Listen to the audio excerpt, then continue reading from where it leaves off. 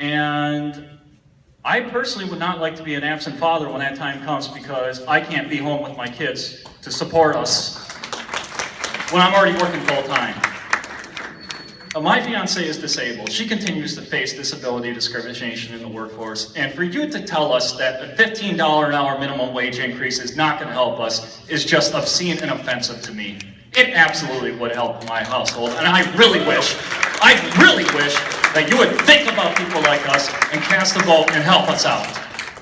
There's always going to be inflation, I get that, but you need to index it then to keep it consistent with inflation in the economy. Inflation is not an excuse to raise the minimum wage in this county.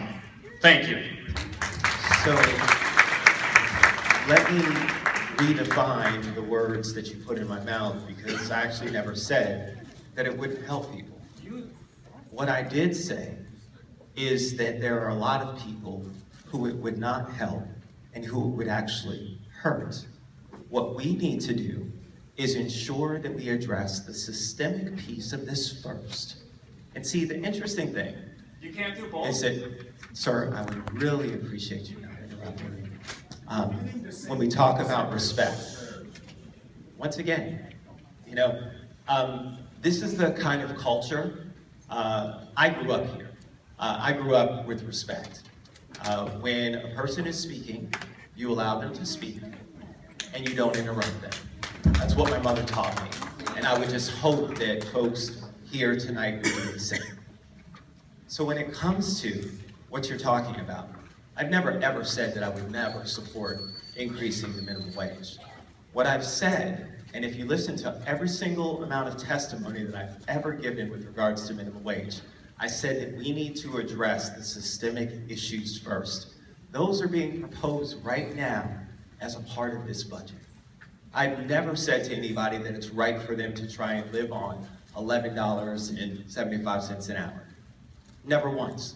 I've never said anything about the impacts on business. I've never said anything about inflationary factors. I've never addressed anything that relates to anything monetary beyond the simple fact that a person without a job is not making $15 an hour. What I've said is that we need to be cognizant of those folks that are still looking. And while I understand it's difficult to live on $11 an hour, I imagine the people who are trying to find jobs now who are making $0 an hour. I can't forget about them as well. And the reality is that as I talk to businesses about them growing so that they can accommodate not only you and your wife who are working and making sure that they can pay them a fair and equitable wage, which would be something beyond $15 an hour, what it means for those other folks who are still trying to get jobs, who are left, who aren't a part of this conversation. I, in my good conscience, can't forget about them as well.